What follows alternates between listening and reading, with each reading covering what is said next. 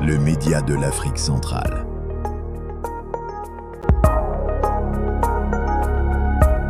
Unis dans l'égalité, forts dans la diversité.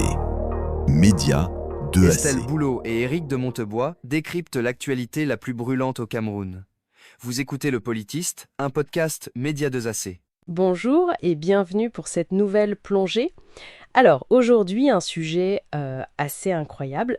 Paul Biya, 92 ans, qui semble viser un 8e mandat au Cameroun. Octobre 2025. Oui, après déjà près de 43 ans au pouvoir. C'est le dirigeant en exercice le plus âgé du monde. Une situation politique vraiment hors norme. Tout à fait. Et nous avons sous les yeux une analyse assez détaillée de cette candidature, de l'impact de ce règne, exceptionnellement long, et puis des scénarios pour l'avenir du Cameroun. On se base uniquement sur ce matériel. Voilà. L'objectif, c'est de décrypter un peu tout ça, les enjeux de cette potentielle candidature, comment cette longévité a façonné la gouvernance, les défis sociaux, économiques, sécuritaires. Et ce que l'avenir pourrait réserver. Alors, entrons directement dans le vif du sujet. Cette candidature face au paysage politique actuel. Qu'est-ce qu'on en dit ? C'est là qu'on touche un point sensible. Les sources parlent de dissidence au sein même de son parti, le RDPC, le Rassemblement démocratique du peuple camerounais. Ah oui. Même en interne. Oui. Et puis, il y a cette perception du multipartisme, introduit en 1990, mais que beaucoup voient comme une façade pour légitimer le pouvoir. D'autant plus qu'il y a ce sondage-là, récent, juin 2025, cité dans nos documents. Il donne Maurice Kamto, du MRC. Le mouvement pour la renaissance du Cameroun, oui. Exactement. Il le donne largement en tête. Plus de 70% d'intention de vote, contre à peine 5,5% pour Biya. Alors ça, comment on explique un tel écart ? Alors qu'il semble quand même y aller... L'analyse suggère plusieurs choses. D'abord, une méfiance profonde envers le processus électoral lui-même, c'est clair. D'accord. Peut-être aussi une déconnexion du régime avec ce que pensent les gens. Ou alors, l'anticipation de fraude, tout simplement. Et puis, il y a le système électoral. Uninominal à un tour. Le premier arrivé gagne, même sans majorité absolue. Ça, historiquement, ça favorise le pouvoir en place. C'est vrai. Bon, cette situation, elle ne date pas d'hier. Elle plonge ses racines dans des décennies de gouvernance. Son arrivée au pouvoir en 82, la consolidation après la tentative de coup d'État en 84. Mais un moment clé, ça semble être 2008, non ? 2008, oui, absolument. La révision constitutionnelle qui supprime les limites des mandats. Les documents soulignent bien qu'elle était adoptée malgré les émeutes de la faim. Oui, et une répression assez forte. Près de 140 morts selon les estimations citées. Voilà, ça montre bien comment les institutions peuvent être utilisées pour rester au pouvoir. Et l'impact de l'âge, de la santé du président. On lit des choses sur ses absences fréquentes, ses longs séjours à l'étranger. Président itinérant, c'est le surnom qu'on lui donne.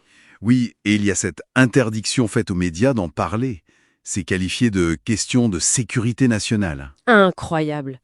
Et comment les sources lient ça à la gouvernance au quotidien ? Elle parle carrément de vide de gouvernance, de paralysie décisionnelle.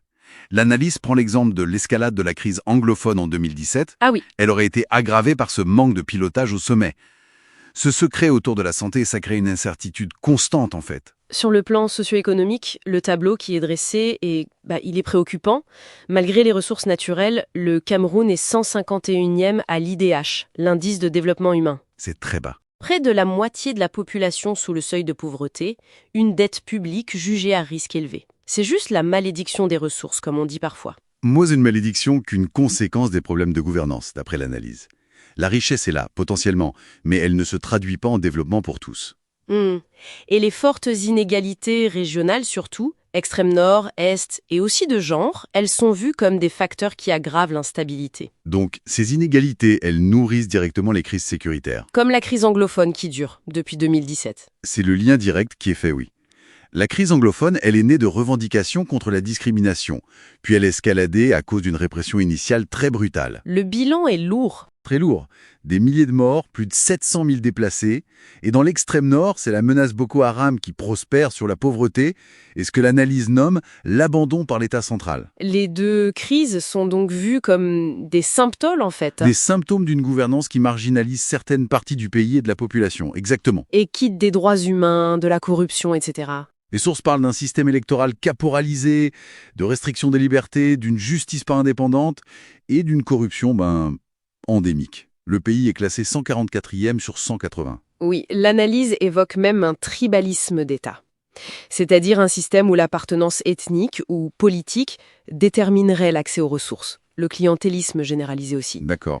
Ce seraient des mécanismes de contrôle, de loyauté, mais qui fracturent la société et empêchent le développement et la bonne gouvernance. Ce qui nous amène logiquement à l'après-2025. La grande inconnue, c'est la succession, si je comprends bien. C'est ça. Aucune indication claire. Il y a des spéculations autour du fils du président, Franck Biya, mais surtout, les sources alertent sur une lutte de pouvoir interne très intense. Une sorte de guerre civile larvée au sein de l'élite pour préparer l'après-Biya.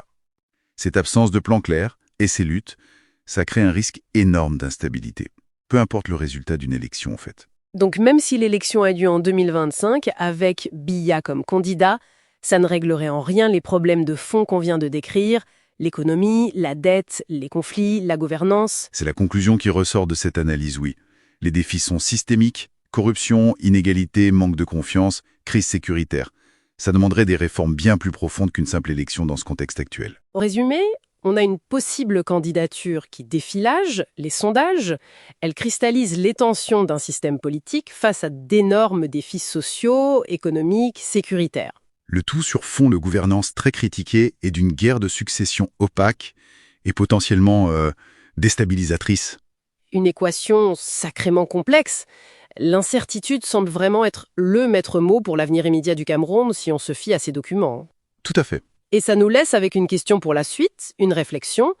Si ce système est décrit comme si profondément ancré et si les luttes internes sont si déterminantes, à quoi pourrait ressembler un véritable changement au Cameroun ?